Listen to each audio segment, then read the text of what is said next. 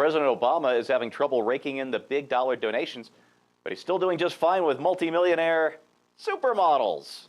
I'm Steve Green. This is Trifecta. Here to take a closer look at Elle Macpherson's unusual endorsement of the American president, Bill Whittle and Scott Ott. All right, gentlemen, before we get started, let's go to Newsbusters for the clip from the Howard Stern show. Here you go. You like Obama? Yeah, I'm living in London, and I'm a socialist. What do you expect? And you're living in London, and you sense what other foreigners feel. I think foreigners do they like him? I think he's foreigners very like him. popular. He's very popular. Yeah. And don't we look good having a black president and everything? Because that's kind of cool. I think it's more about his policy, but I understand that there are a lot of people here that don't want change. We want change, and he says, I'll implement change, and you go, oh, actually, I don't really feel like I want change. It's too difficult. So how about it, Bill? She's rich, she lives in another country, and she's a socialist. Is that what it takes to keep all the hope and change? I just can't stand people like this. I can't stand them.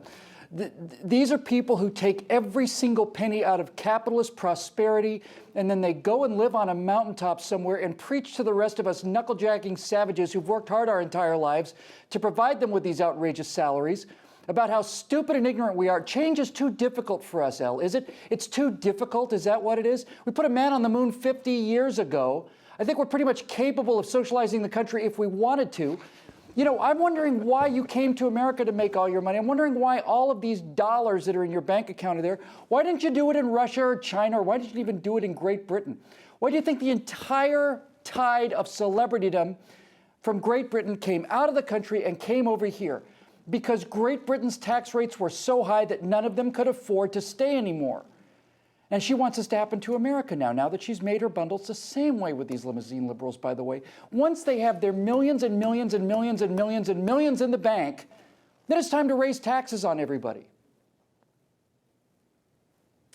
Yeah, usually on me, it seems. All right, Scott, gut check time. Politically, does an endorsement like this help or hurt the president? Well, I'm hoping that it helps him win his next election for Parliament.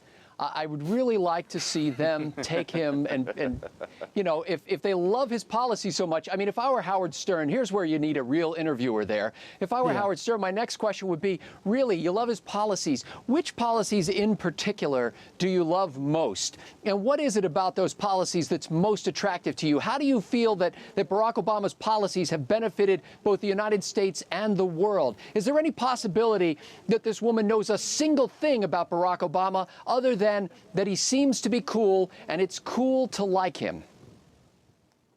All right, except one little correction. I think the president is much more likely to end up in the House of Lords than in Parliament. All right, Bill, why do the rich and famous all seem to love these tax and spenders? They don't get anything out of it, do they? They do. They do get something out of it. They get something out of it every single time, Steve. They get the coin of the realm for people who have everything. They get unearned moral superiority.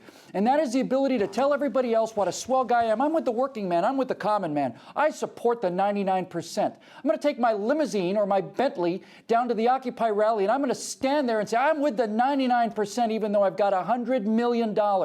It's unearned moral superiority. These people did not, this is not Mother Teresa working with lepers in Africa, by the way. But she wants that same sense of, I'm for the common man, I'm this, I'm this, I'm this. They cannot come to grips with the guilt that they have millions or tens or hundreds of millions of dollars to stand there and either look pretty and be the benefit of the genetic lottery, or make faces for a few hours and then go back into their luxury appointed trailer. It's unearned moral superiority, and they spend it like there's no tomorrow. And by the way, if anybody's feeling too guilty about that Bentley, I can make room in my garage. All right, Scott, just in the last week, big-time Obama supporter Oprah Winfrey fired big-time Obama supporter Rosie O'Donnell, and she had to lay off 30 staffers from her cable network. Is there some kind of connection between all these events? Well, I think that's a wonderful story in a strange, twisted kind of way, because Oprah Winfrey's quote about that was just matter of fact. She said, we're running a business here, and the revenue that we were getting from this business could not sustain the cost structure. So in order to ameliorate that, we had to eliminate 30 positions. We had to cut Rosie's show. We have to make decisions in a business because we're responsible to our owners and our shareholders to keep the business going in order to generate a profit. See, that's the way capitalism works. And Oprah Winfrey, at least at some level, understands that, no matter how much she's kissed up to this neo-socialist regime that we have. Oh, what a shame she couldn't get a bailout. You know, folks, anti-American preacher Jeremiah Wright was a big Obama supporter, well, at least until he got thrown under that bus. And so is 60s bomb-throwing radical Bill Ayers, and now we can add to the list self-proclaimed socialist Elle Macpherson. Now, I know we're not supposed to call President Obama an anti-American radical socialist, but he sure seems to get a lot of support from people who are. For BJTV, I'm Steve Green.